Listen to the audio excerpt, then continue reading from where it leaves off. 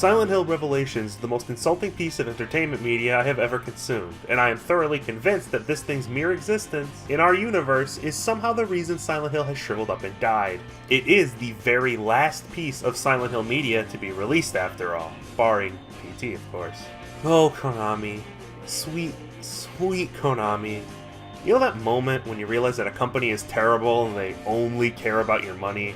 When you realize a game company isn't a Naughty Dog or a Nicholas, is instead, Activision or Ubisoft? This movie was that moment for me in regards to Konami. Yeah, before the PT thing, the Kojima thing, Metal Gear Survive, and the fucking patch slot machines, I had already seen Konami's inevitable downfall with this abhorrent piece of celluloid. Sure, they didn't make the movie, but they did okay the movie to be made, and that's incitement to commit murder. I'll make this very simple.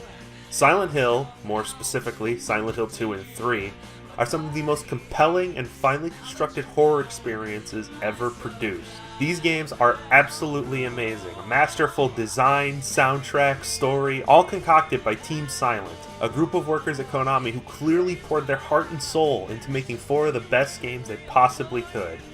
So, what should be done to adapt these games into the world of cinema? Just copy the story of one of the games, which would, make sense? Or create a ridiculous alternate world where the only relations to Silent Hill are superficial and meaningless? If you chose number 2, you are the creator of Silent Hill Revelation.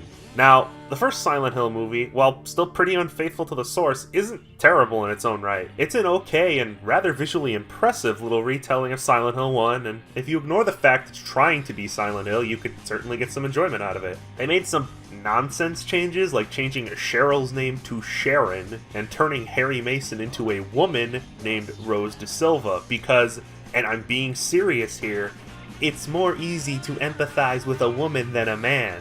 That is the actual reason they gave. The biggest change is that instead of Silent Hill being a literal ghost town with like a maximum of 5 people at any given time, Silent Hill was made a completely populated town that just happens to be entirely inhabited by crazy cultists, which removes the creepy feeling of emptiness that was one of Silent Hill's biggest sources of fear. But overall, it's not unwatchable, and it does seem that some amount of care and passion was put into it. Then you get to the sequel, Silent Hill Revelations. Revelations is a follow-up to the original movie, and since the original movie was Silent Hill 1, that makes this movie Silent Hill 3, which I suggest you play or at least have seen before watching this, as it's what I'll be comparing the movie to. Before you say anything, yes, it is completely fair for me to judge this movie by what it's based on.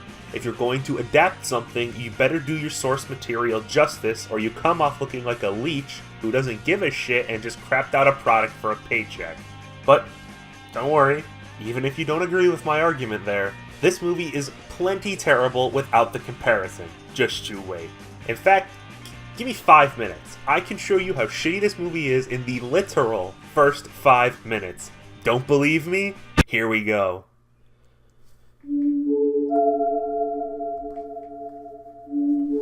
The movie starts with Heather Mason, looking like a stereotypical pretty high schooler, despite her original design being purposefully created to make her look like an average person. She's running from some generic-ass cultists in robes into an amusement park, because, well, the game started in a park, so... She takes refuge next to a Robbie the Rabbit costume and is startled by what might actually be the most obvious jump scare in cinema history. Heather quickly moves away before finding herself on a carousel being turned by... for fuck's sake. The Red Pyramid Thing, aka Pyramid Head. This is a problem with all Silent Hill post-Team Silent, but for the love of God, stop putting Pyramid Head everywhere. For those unaware, Pyramid Head is from Silent Hill 2. He is the manifestation of the protagonist James' guilt, and should therefore not be showing up literally everywhere once James has left town.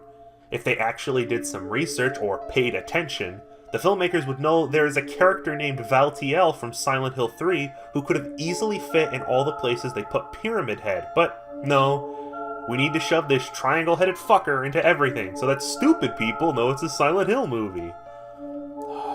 And I'm not even done with this scene yet. On the carousel, 2 of the horses are suddenly replaced by people in BDSM outfits? These just look like goofy people. They aren't scary or startling. See, Silent Hill creatures in general do not have eyes or even faces, because eyes make things look human. Eyes are the most expressive part of our body and convey most of our feelings. That's why cartoon characters have such large eyes. So, it's creepy when something doesn't have eyes because it's difficult to tell what it's feeling or thinking. A dark version of Heather that we'll get into later appears, and tells her to never go to Silent Hill before setting her ablaze. Of course, it's all just a dream, and Heather wakes up screaming. Her father comes in to comfort her before this shit happens. I want you to promise me that whatever happens, you'll never go there.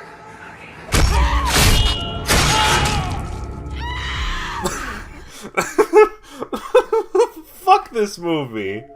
A double. It was all a dream. Are we sure this isn't a parody on YouTube? Whew. So Heather actually wakes up, and then the movie, and I'm not kidding here, the movie tries to jump scare the audience with a Pop-Tart.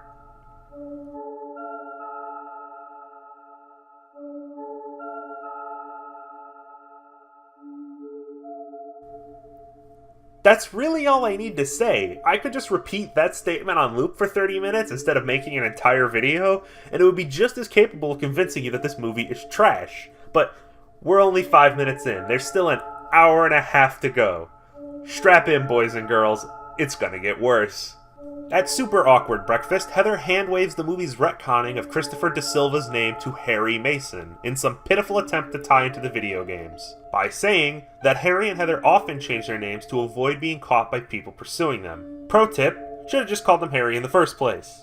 Heather heads to school and trips out for a moment on the way there before encountering Douglas Cartland, a detective who is arguably the creepiest part of this movie.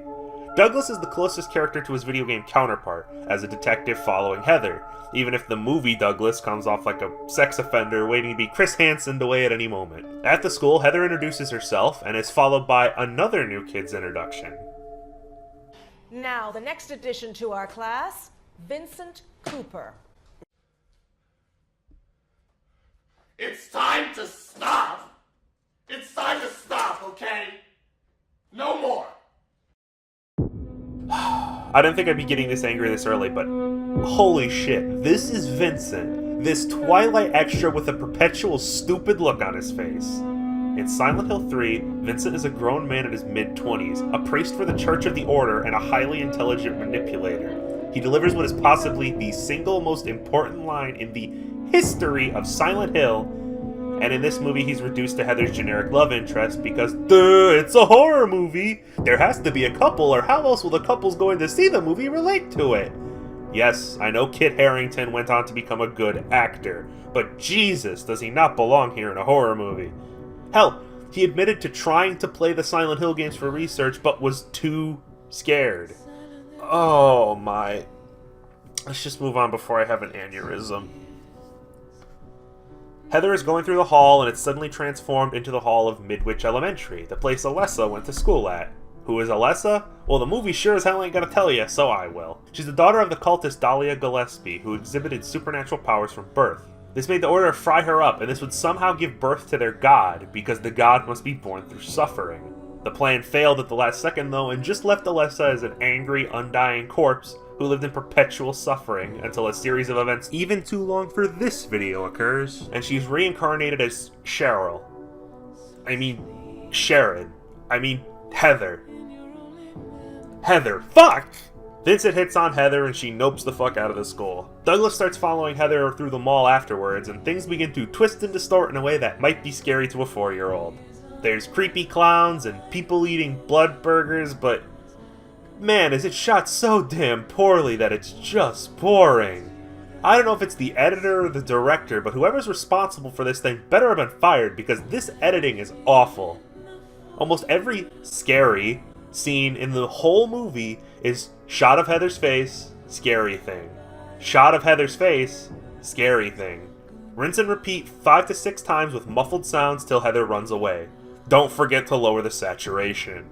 In the basement, Douglas finally catches Heather and explains the reason she doesn't remember her childhood is because she was trapped in Silent Hill and that Harry's been lying to her, alluding to the end of the first movie. Heather is resistant at first, but very quickly starts to believe Douglas and asks him about her past. Before he has a chance to do so, Douglas is dragged away by the missionary, who looks really damn stupid in this movie. Heather screams hysterically, runs, hides, and cries, which is totally what Heather was like in the game. In case you couldn't tell, that was sarcasm.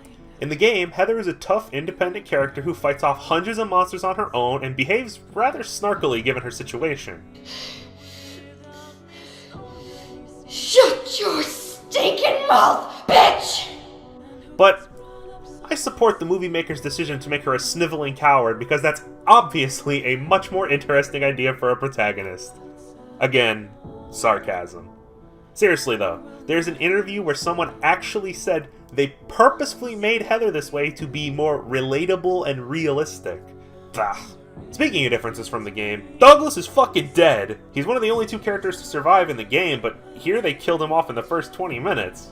Vincent creeps on Heather some more because that seems to be all any male character in this movie wants to do, which, if done intentionally, would fit into Silent Hill's themes of unwanted pregnancy and motherhood.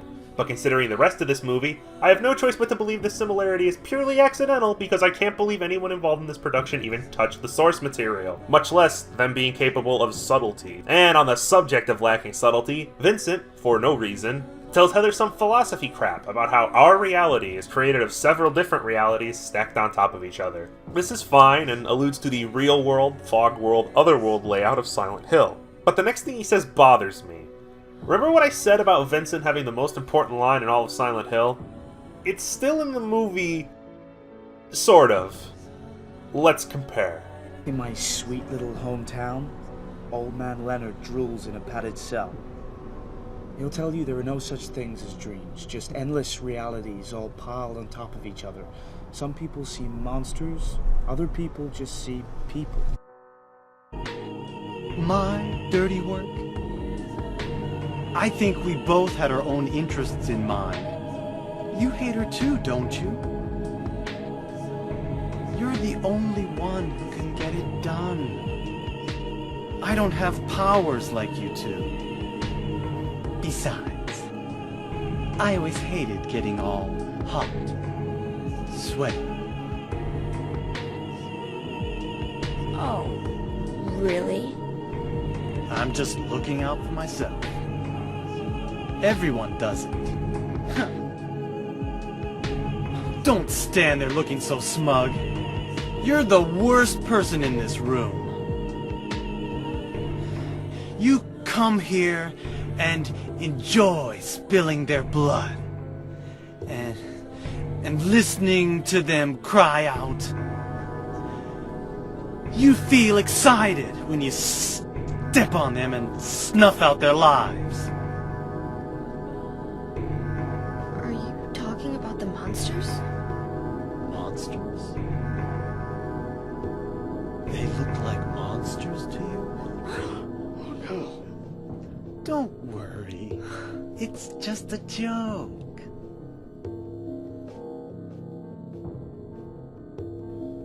Yes, instead of creepy and subtle, we get it literally spelled out for the stupid people, because this is a Hollywood production that has to appeal to everyone, even brain-dead chimps who can't follow basic story beats. Heather arrives home to find Harry missing and a giant bloody message that says, "Come to Silent Hill!" More subtlety. Before heading off with Vincent to go find her dad.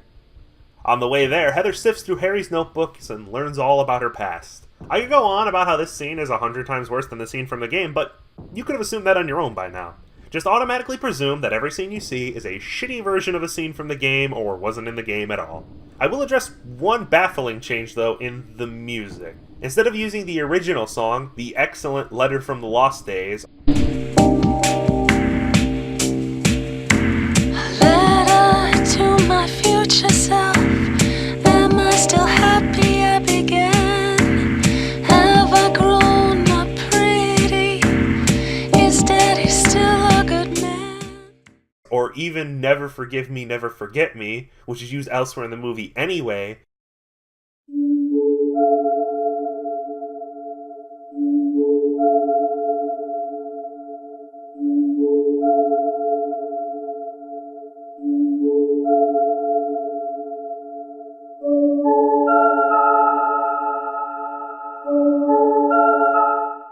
they use Promise, which, while a fantastic song, is the main theme of Silent Hill 2, and is not used in Silent Hill 3 at all.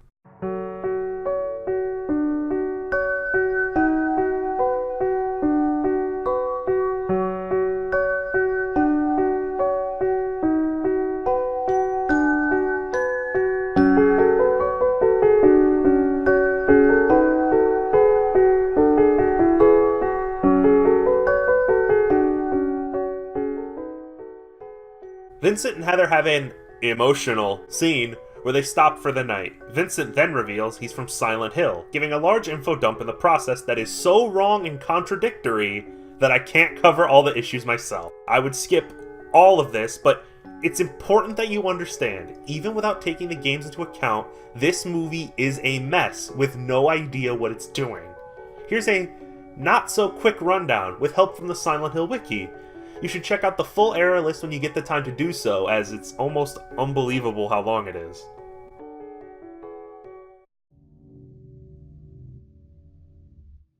The cult shown in Revelations, despite being stated to be the same cult as in the first film, has an entirely different set of beliefs that is almost completely opposite to that of the original cult. The first film shows that Alessa Gillespie was burned alive as a witch due to the cult believing she was sin incarnate due to her being born out of wedlock. Revelation, however, states that the cult burned Alessa so they could perform a ritual to impregnate her with a physical incarnation of their god, knowing that she would survive the fire. Initially, Bassett claimed on his blog that the Order, the cult seen in Revelation, and the Brethren, the name given to the first film's cult, were two separate cults. However, this is contradicted by Vincent's statement in Revelations that the Brethren are the most fanatical members of the Order. Similarly, the religious symbol of the cult has changed dramatically between the two films to the point of being unrecognizable. At the end of the original Silent Hill, Sharon and Dark Alessa recombine to become a complete incarnation of Alessa, containing all parts of Alessa's personality and powers. This complete version of Alessa is the child Rose takes home with her, thinking she is Sharon, who grows up to be Heather. In Revelation, Alessa's multiple incarnations are still separate, and Heather is shown to still be only the good side of Alessa, with Dark Alessa existing in a separate body. Dark Alessa's physical appearance has changed, going from a bloodied face with black smears on her skin and normal eyes to clean face and black eyes. In the first film, Dark Alessa states that she brought Rose to the town because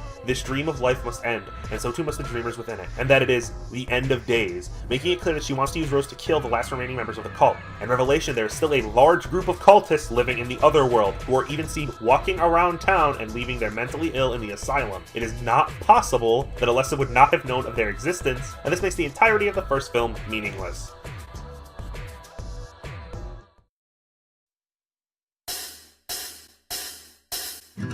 Alright, that's about it. Remember, check the wiki for the full list of retcons and errors. Oh, movie, right.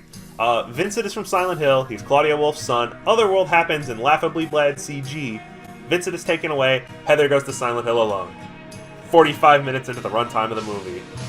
Oh god! We're only halfway there. Alright, I'm gonna do something I've never done. I'm splitting this video into two parts. This is just way too much to cover in one video, so this is where I'm stopping for now. I'm only allowed to use so much movie footage per video before copyright nonsense kicks in anyway. Part 2 will be out soon with the rest of my analysis and final thoughts. I hope you enjoyed the video so far, and I don't normally bring this up, but why not subscribe so you know exactly when the next video releases? Or, don't, you know, it's your decision and all. Thanks for watching and have a great day.